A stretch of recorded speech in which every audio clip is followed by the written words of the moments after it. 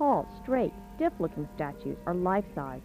They used to be colorfully painted and full of carefully carved detail. Due to the vandals, they don't have faces anymore. Few have hands or feet, and much of the detail is lost. Despite all this, art historian Dixie Webb says the power of the work still holds. They just popped up out of nowhere. You're driving along this country road with beautiful valleys, and suddenly here are these very large concrete figures lined up as if they're meant to be seen along the road, as if you're meant to stop, get out of the car, and take a moment to look. Enoch Tanner Wickham was the man responsible for the monuments. Tanner represents the fourth generation of the Wickham family, which came to Clarksville in the late 1700s. Tanner was born in 1884. He owned a lot of land, had a sixth-grade education, farmed most of his life, and raised a large family. By 1959, after his wife died and his children were married and out of the house, he started building statues alongside a stretch of his land. By the time he died in the early 70s, he made 50 sculptures. He said, 100 years from now, these statues will still be here and I'll be gone. And sometimes you want to cry because they're gone. I remember the very first time that I had heard of Tanner Wickham and had the great opportunity to meet him was when I was a student at Austin Peay with Olin Bryant, who was head of the sculpture department at that time. And we were students, you know, doing a variety of projects and working along. And then all of a sudden, Olin would say, I want to take you out and we're going to meet someone that I think you're going to enjoy. So he'd haul 2 or 3 carloads of us together with our sack lunches, and we'd go out in the country. And there, lo and behold, was this incredible collection of sculpture and objects that was being put together and assembled by this wonderful curmudgeon of a character, Tanner Wickham. Some of them, you know, enjoyed them. Some of them reacted, you know, the fact that it was an assignment.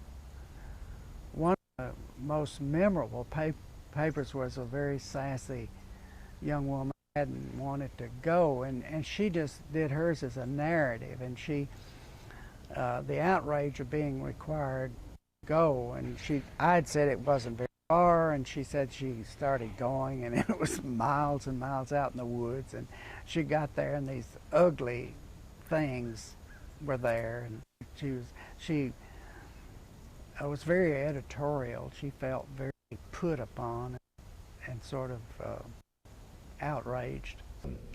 And we looked at these things and thought they were pretty doggone marvelous. And they were large, they were well constructed, and really impressive objects. So we were very, very excited to have this opportunity. And I had been exposed briefly to, we had been to Henry Ford Museum when I was a kid. My father used to take us all over the countryside. So we were at Dearborn, and I had been exposed to some 17th and 18th century folk art at that time, but we had never been exposed to much contemporary art, and much less knew or heard of outsider art. And it wasn't, that was the Wickham, my first Wickham experience was probably about 68 or 69.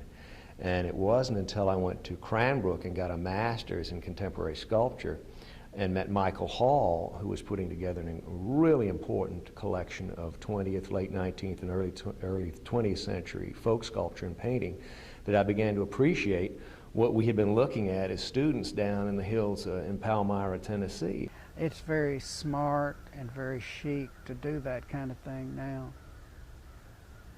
It's one of the wonders and wickedness of democracy and public education. People have become very promiscuous and very democratic in their appreciation and accepting of art. And today there are all these agencies that are promoting outsider art, primitive art, whatever, folk art. It's okay, but it gets kind of absurd at some point. The figures he makes are of common folk or common experiences, blue jeans, etc. Or they're the heroes in his mind of the common folk. Andrew Jackson, Davy Crockett. He's expressing something, I think, there about the dignity of the people's lives that he understands. A lot of people were under the impression that Grandpa wasn't all there, and that's a misconception. The only thing that Dad did besides farming, or raise tobacco, man, was they used to, now they call it real estate. Back then it was land speculators, because that's how Grandpa Nathaniel Wickham got all this land. He was a speculator too, and he had a lot of land besides what was here. It's either 5,000 or 7,000 acres. And Dad was, he bought land and resold a lot of it. And that's the way he made his living, on it, raising garden, raise corn, tobacco, mainly tobacco to sell. But he didn't work out nowhere. Grandpa went over to the Mr. Stinson's house across Yellow Creek. And anyway, it had been raining and the creek was backed up a little bit, but it wasn't deep.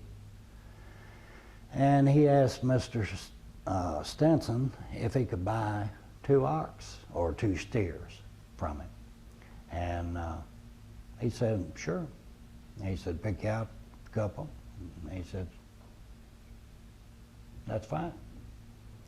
And Grandpa told him, and he said, now I don't know when I'll be able to pay you for these. And he said, your word's good as your bond, you know. And so he said, now, Tanner, he says, I'm gonna tell you something about when you get down there to Yellow Creek. He said, now, those steers will not go across the water. I don't care what you do. You can throw rocks, beat them, and everything else, and it won't go across the river or the creek. And Grandpa said, that's the only problem we got. He says, fine, I'll see you later, and I'll get you paid for these things. Well, Mr. Stinson and his boy that told me the story, he said, Daddy put me on a mule, and he said, I've got to see this.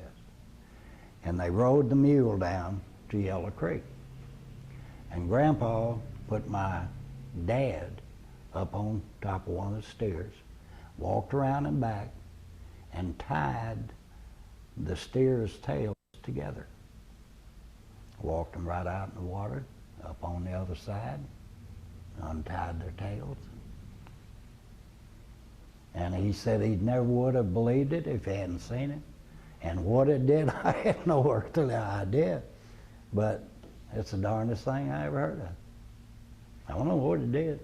But anyway, got them across the river, across the creek. My grandfather had a powerful influence on my life.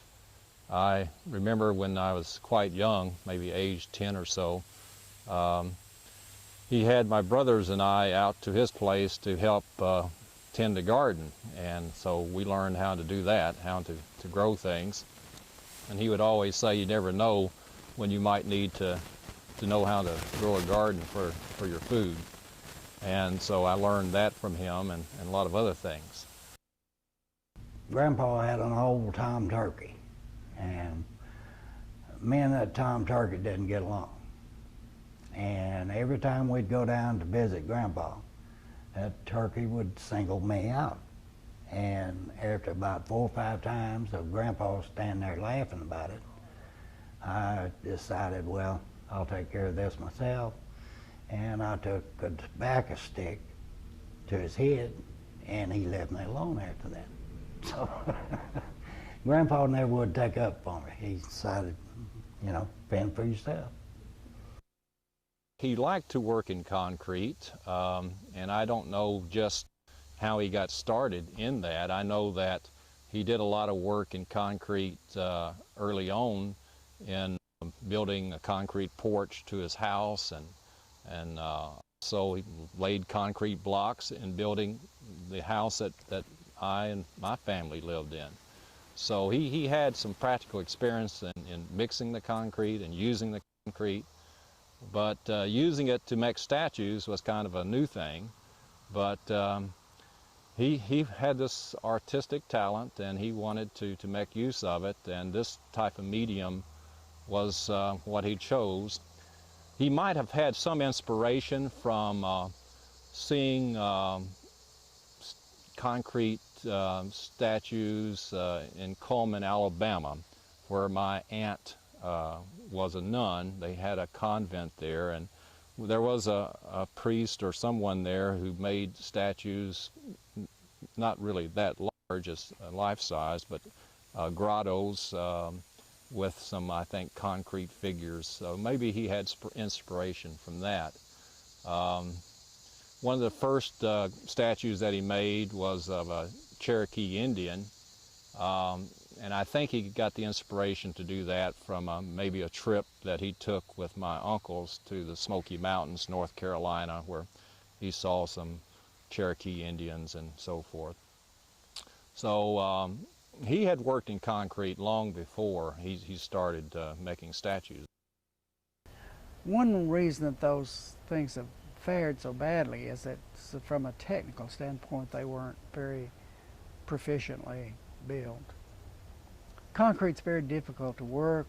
It's very difficult to add concrete to concrete, and he sort of modeled these, and this is why they became vulnerable.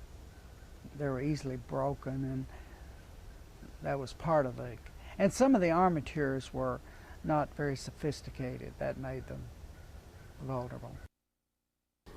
It seems to me what is going on and what I can see there is a strong feeling for the competence and